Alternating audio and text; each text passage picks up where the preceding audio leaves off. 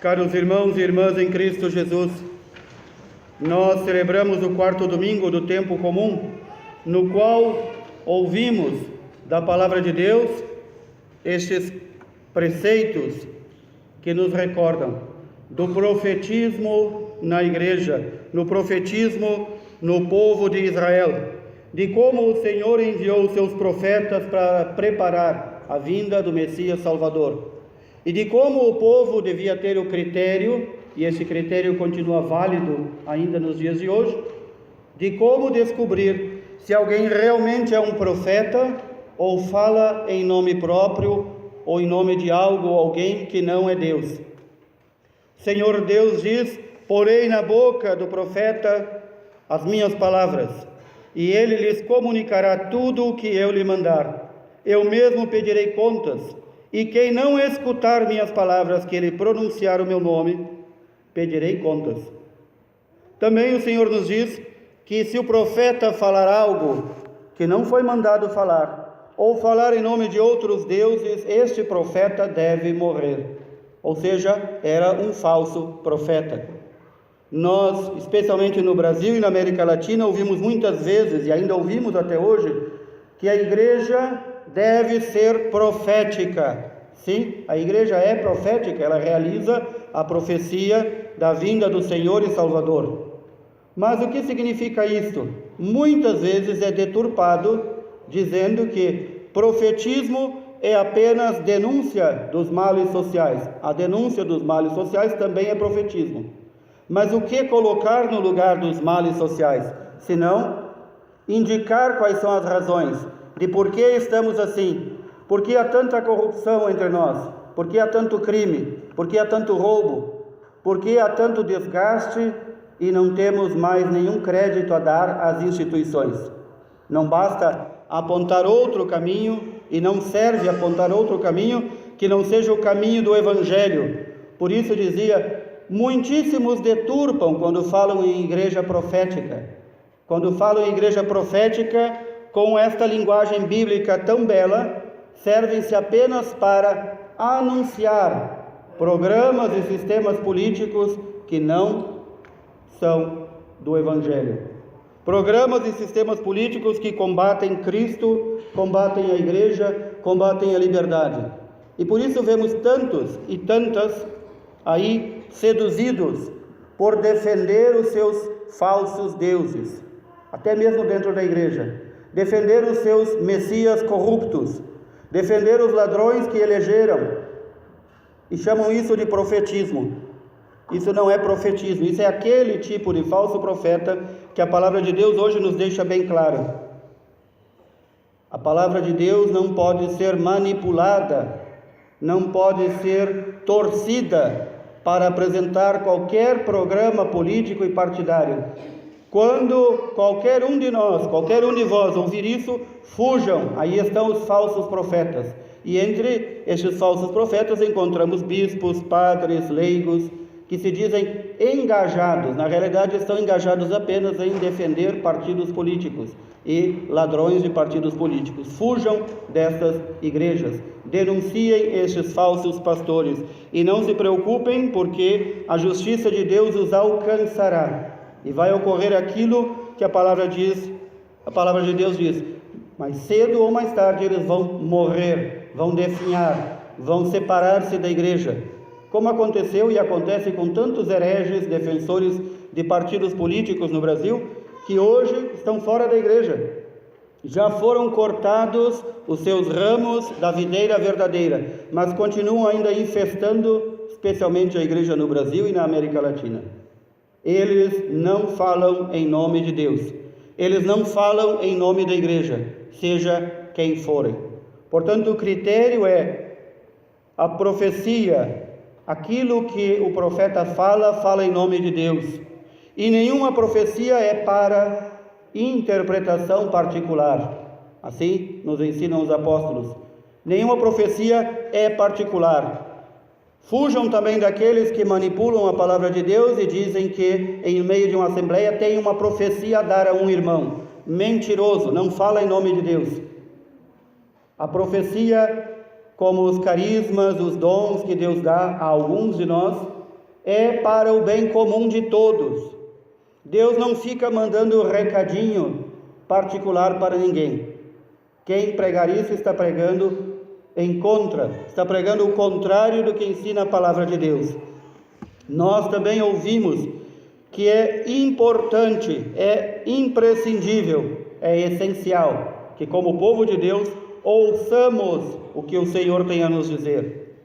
Como poderemos ouvir, se não diariamente tomarmos a palavra de Deus e dedicarmos um tempo à nossa leitura, oração e meditação? Como poderemos ouvir o que Deus quer de nós e saber o que Deus quer de nós, se nós nunca aparecemos na comunidade? Jamais saberemos. Então, por isso se explica que vivemos numa época em que as pessoas são tão fanáticas por mensagenzinhas, por coisinhas bobas. Isso se vê especialmente nas redes sociais. Cada um acha de postar uma bobagemzinha bonitinha que viu e acha que isso é um recado de Deus para si. Não é recado de Deus, é tontice da tua parte, nada mais, nada menos. A palavra de Deus está ali, à tua disposição, deve estar na tua casa, sempre aberta, deve estar no teu coração, sempre sendo ruminada, mastigada. É ali que nós encontramos a mensagem que Deus quer dar a nós. E a mensagem é mensagem de salvação, é mensagem de mudança de vida. Não é essas mensagens tolas e bobas que vivemos hoje em dia, de Deus te vai dar a vitória, Deus te ama, Deus te quer, seja bom. Não são essas mensagens docinhas, adocicadas e pegajosas que Deus quer dar. A mensagem que Ele deu, nos deu inteiramente por meio de seu Filho Jesus Cristo, Senhor nosso, e nos diz: convertam-se, mudem de vida, estejam com os ouvidos e o coração atento e aberto à palavra de Deus.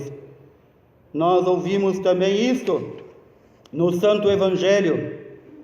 Que ouvimos? Que Jesus, entrando na sinagoga, em dia de sábado, aquele dia que para os judeus era tão sagrado que não podia se fazer nada, e o que faz Jesus? Cura um homem endemoniado. E o que faz o demônio? Reconhece a soberania de Jesus. Sim, tu és o Santo de Deus, tu és o Filho de Deus, tu és o próprio Deus entre nós. O demônio reconhece quem é Jesus. E nós? Reconhecemos ou é da boca para fora? Quando Jesus manda, diz: cala-te ao demônio e sai dele. E o demônio obedece. Os demônios obedecem a nosso Senhor. Isto é o que deixou os judeus de sua época muito perplexos. Os demônios obedecem a este homem. E nós sabemos que não era apenas e não é apenas um homem, é homem e Deus. E nós não obedecemos. Então somos piores que os demônios. Piores, porque os demônios são obedientes. Quantas vezes ouvimos aqui, nos sermões, nas homilias, quantas vezes lemos na palavra de Deus: ao nome de Jesus se dobrem todos os joelhos no céu, na terra e nos infernos. Isso deveria nos criar pavor. Dobrar os joelhos ao nome de alguém significa obedecer-lhe como Senhor. É assim que o chamamos. Mas não fiquemos apenas no chamá-lo de Senhor. Vivamos, se Ele é nosso Senhor, como seus servos. Porque os demônios o obedecem. E nós? Os anjos o obedecem. E nós?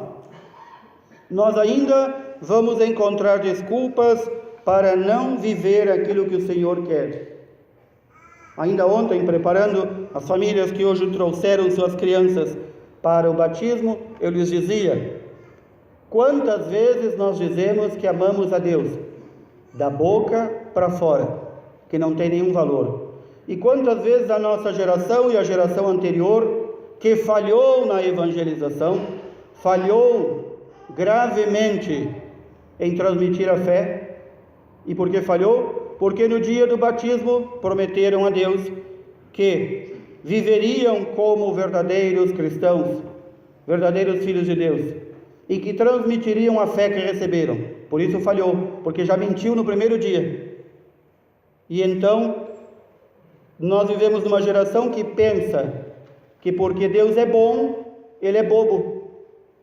E aí nós vemos este mistério da iniquidade, de basta morrer alguém e nós o consideramos santo ou santa. Pode ser o pior traficante, pode ser o pior bandido, pode ser o pior corrupto, não arrependido, morreu, se torna santo. É sinal que nós não sabemos mais o que é a santidade. A santidade, o princípio da sabedoria e da santidade é o temor do Senhor. É saber, Ele é nosso Deus, Ele é nosso Senhor, portanto, vou amá-lo, respeitá-lo e servi-lo. E Ele não está a meu serviço, sou eu que estou a serviço dEle.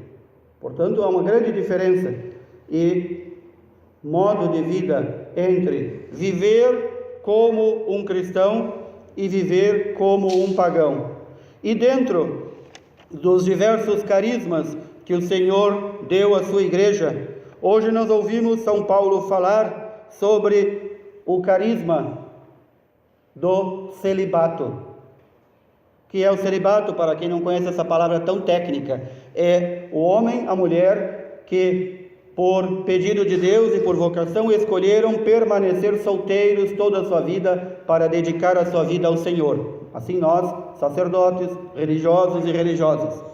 E também muitos leigos que vivem uma vida celibatária. E o celibato é um dom, São Paulo está nos dizendo, é um dom vindo de Deus. E é um caminho também de santidade.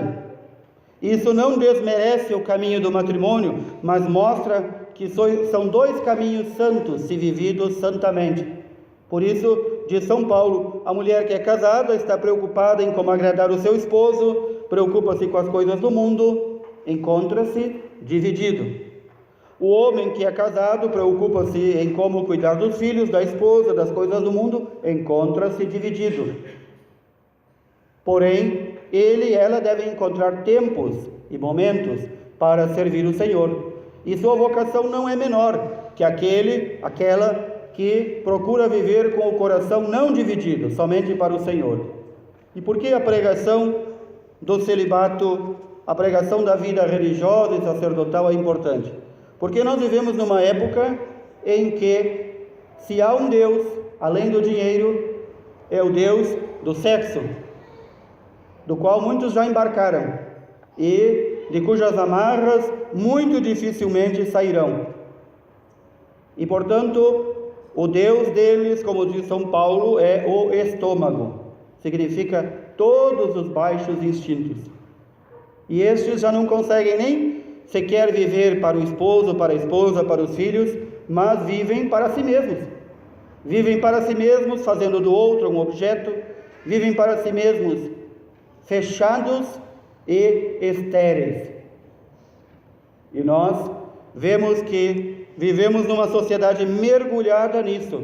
É do início da manhã à última hora do dia, e quem sabe 24 horas, as músicas, o rádio, a televisão, a internet, as conversas giram apenas sobre estas duas coisas: ter o dinheiro, possuir coisas, gozar a vida, curtir a vida. E então, sempre digo, quem vive assim, vive pior que um animal irracional. Porque o animal irracional faz tudo isso. Ele não busca dinheiro, mas ele busca a sua conservação da sua espécie. Ele busca comer, mas o animal não come em excesso. O animal não sai por aí acasalando todos os dias. Então somos piores que animais irracionais? Se nós que recebemos o dom supremo da razão não o usamos, somos piores que eles. Portanto, aqui é necessário ouvir novamente a voz do Senhor. O Senhor nos chama a todos à santidade, cada um no seu estado de vida, casado, solteiro, celibatário, a todos chama a santidade. A santidade não é uma opção, não é se eu quiser ou não quiser ser santo, é ordem do Senhor. Sede santos, como santo é o vosso Pai que está nos céus. É uma obrigação daqueles que foram batizados chegar à santidade. E ninguém chega à santidade sozinho. É necessário a graça de Deus que nos socorra, nos eleve, nos tire da imundície, nos tire muitas vezes também da nossa mania de sermos medíocres, de acharmos que qualquer coisinha que fazemos está bom, de acharmos que qualquer oraçãozinha no dia eu já rezei. Isto é uma vida de medíocres. Medíocres, por definição, é quem vive ali no meio, mas isso é estar abaixo do meio. Abaixo do meio. Portanto, o Senhor nos chama a mais, para que possamos entrar na sua intimidade, para que possamos, ouvindo a voz do Senhor, mudar de vida, sermos santificados e um dia vivermos com Ele. E então poderemos dizer: eu sei em quem pus a minha esperança, eu sei quem ouvi, eu sei que as suas palavras são verdade e vida, eu sei que o Senhor me ama e quer-me junto a Ele. Que assim o Senhor nos ajude. Louvado seja nosso Senhor Jesus Cristo. Para sempre seja louvado.